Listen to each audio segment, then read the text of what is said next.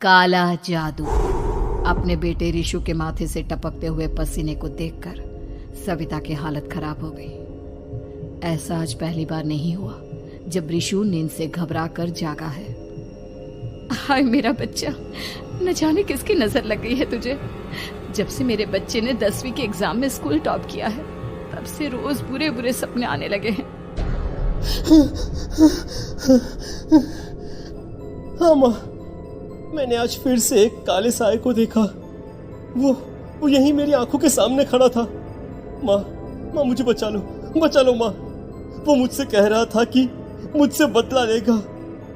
माँ कहीं ये प्रशांत। चुप कर, कैसी बात कर रहा है? दोबारा उसका नाम मत लेना। तुझे पता है ना उस प्रशांत ने आत्महत्या कर ली, तो बार बार उसका नाम मत लिया कर। मम्मी, क्या सच में प्रशांत ने आत्महत्या की थी? चुप कर, बहुत सवाल पूछता है आजकल। और फिर रात के वक्त सविता के पूरे घर में एक अजीब सा काला धुआं छाने लगा। गहरी नींद में सोई सविता की जैसे ही आंख खुली उसका दम घुटने लगा। वो दौड़कर रिशु के रूम की तरफ गई जहां उसके दरवाजे पर घूमती एक काली परछाई देख वो बुरी तरह से घबरा गई। कौन है वहाँ? कौन है? सामने आओ। ये मैं हूँ, तुम्हारी काली करतूत।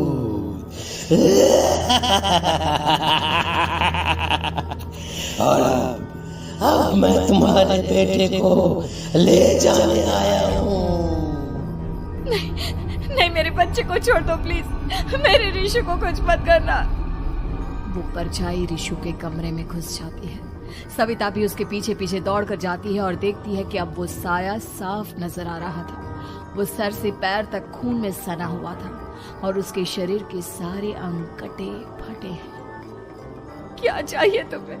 तुम जो बोलोगे मैं करूंगी, लेकिन मेरे रिशु को छोड़ दो। उस परछाई ने रिशु को गर्दन से पकड़कर दीवार के सहारे हवा में उछाल दिया। रिशु जोर जोर से चिल्लाने लगा। माँ बचाओ मुझे, बचा लो माँ। ये मुझे मार डालेगा। माँ मुझे बचा लो माँ। नहीं ऐसा मत करो। मुझे मार दो लेकिन मेरे बच्चे को छोड़ दो। मैं तुम्हारे आगे हाथ जोड़ती हूँ। वो परछाई रिशु को जमीन पर गिरा देती है और अचानक वहां से गायब हो जाती है। रिशु, मेरा बच्चा, तू ठीक तो है ना? कुछ बोल बेटा, क्या हुआ है तुझे? मैं ठीक हूँ माँ। क्या हुआ था यहाँ पर? कुछ नहीं बेटा, कुछ नहीं। तू परेशान मत हो। हम कल ही गांव के बाहर जो तांत्रिक महाराज रहते हैं उनके पास चलेंगे। ठीक है माँ, हम जल्द ही उनके पास चलेंगे। मुझे बहुत डर लग रहा है माँ। ये बार बार मुझे डरावने सपने आना, ये सब हमारे साथ क्यों हो रहा है माँ? अगले दिन सविता अपने बेटे रिशु को लेकर गांव के बाहर तांत्रिक के पास जाती है। जिस जगह पर तांत्रिक रहा करता था वो जगह बहुत डरावनी थी। चारों तरफ कंकाल और खूब भूतियां नजर आ रही थी। गांव से दूर वीराने में उस जगह पर जोर से आंधी चल रही थी। रिशु ने डर कर अपनी माँ का हाथ पकड़ लिया। माँ मुझे बहुत डर लग रहा है। ये कैसी जगह है? देख बेटा, हमारे साथ जो कुछ भी हो रहा है उसका इलाज सिर्फ और सिर्फ ये तांत्रिक महाराज ही बता सकते हैं। अब यही है जो हमें प्रॉब्लम से बाहर निकाल सकते हैं। जैसे ही सविता और रिशु तांत्रिक की झोपड़ी के अंदर पहुंचे, वहां का नजारा देखकर उनकी आंखें फटी की फटी रह गई। तांत्रिक की झोपड़ी के अंदर कई सारे लोग अपनी गर्दन घुमा घुमा कर जोर जोर से चीख रहे थे। कौन हो तुम और यहाँ क्यों आई हो? महाराज, मेरे बेटे को कुछ दिनों से एक डरावनी काली परछाई नजर आती है और कल रात उसने मेरे बेटे पर हमला भी कर दिया।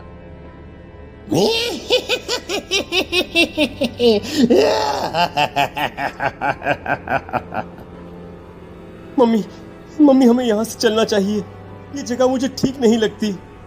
नहीं बेटा, ऐसा नहीं कहते। रुक जाओ, 2 मिनट के लिए रुक जाओ। क्या कहा? काली परछाई? तुम्हारे बेटे पर किसी काली परछाई ने हमला किया? हाँ महाराज, वो कह रही थी कि वो मेरे बेटे को कुछ कर देगी। कोई उपाय बताइए महाराज, मेरे बेटे के साथ कुछ गलत नहीं होना चाहिए। तुमने किसी दूसरे के साथ गलत किया है तो तो तुम्हारे साथ भी गलत होकर ही रहेगा। तुमने किसी की जान ली है, किसी को मार डाला है तुमने। नहीं महाराज, मैंने ऐसा कुछ नहीं किया। मैंने किसी की जान नहीं ली। मुझे कोई उपाय बताइए। लगता है तुम इतनी आसानी से नहीं मानोगी। मैं तुम्हें अभी उस काली परछाई से मिलवा देता हूँ और वही सारा सच तुम्हारे सामने लेकर आएगा। सविता और ऋषु ने डर के मारे अपनी आंखें बंद कर ली। तभी अचानक तांत्रिक की झोपड़ी में अजीबोगरीब आवाजें गूंजने लगी। सविता और ऋषु बुरी तरह से कांप रहे थे। आंखें खोलो और अपने सामने देखो। क्या यही है वो जिससे तुम कल रात को मिली थी? बताओ मुझे।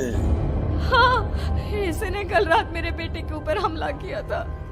ये उसी लड़के की भटकती हुई आत्मा है जिसे कुछ दिन पहले तुमने मार डाला था। मम्मी, ये महाराज क्या कह रहे हैं? क्या सच में आपने किसी की जान ली है, किसी को मार डाला है? अगर हाँ तो बताइए ना मम्मी, किसको मारा है आपने? किसको? तुम्हारी माँ इतनी आसानी से सच नहीं बताएगी बेटा। इसने एक बच्चे की जान ली है।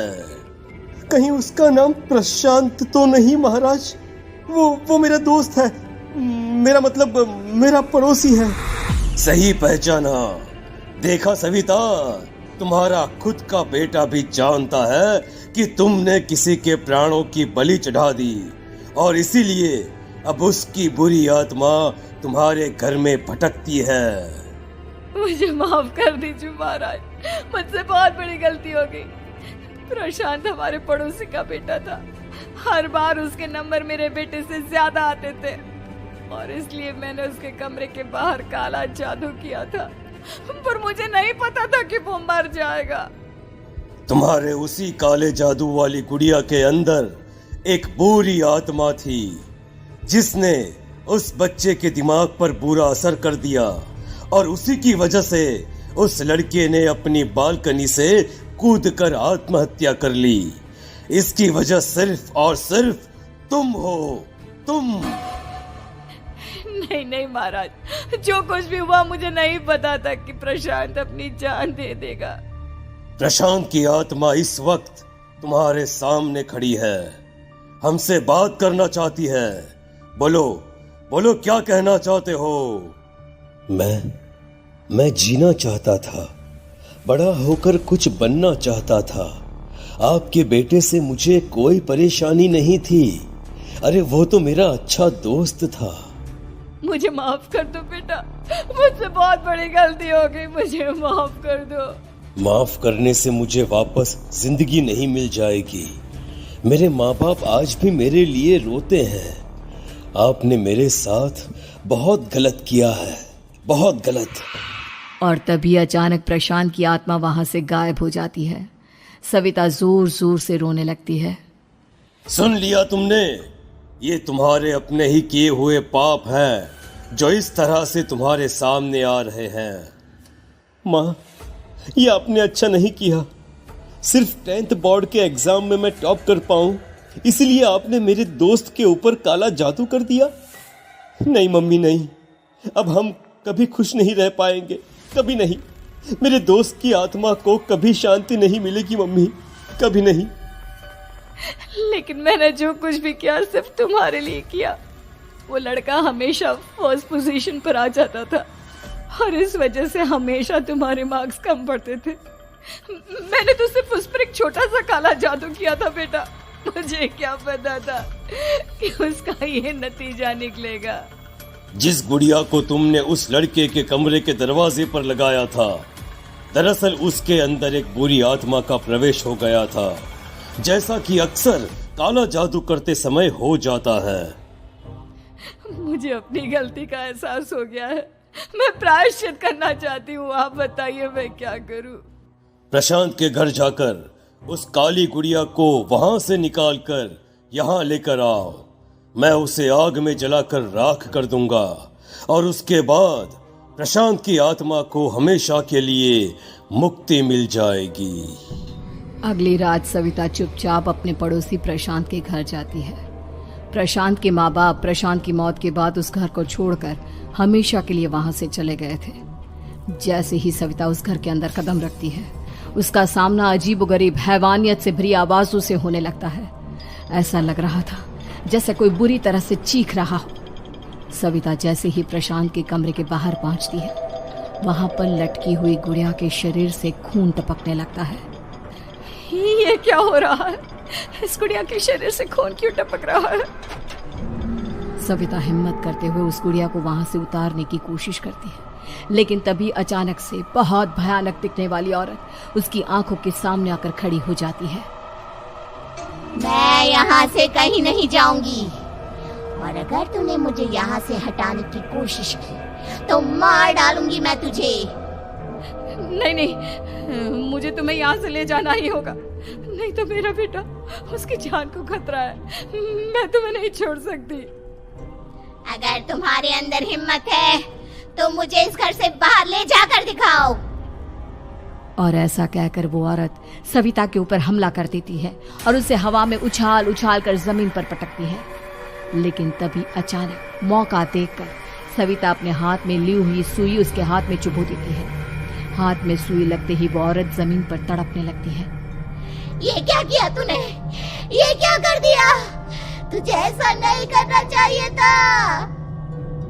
तांत्रिक ने मुझे कहा था कि तुझसे जीतने का सिर्फ यही एक तरीका है जिससे मैं अपने पापों का प्रायश्चित कर सकती हूँ और अपने बेटे की जान बचा सकती हूँ। और उसके बाद वो डरावनी दिखने वाली औरत एक छोटी सी जादुई गुड़िया में तब्दील हो गई और सविता ने उसे ले जाकर तांत्रिक को दे दिया। तांत्रिक ने जादुई गुड़िया को आग के हवाले कर दिया।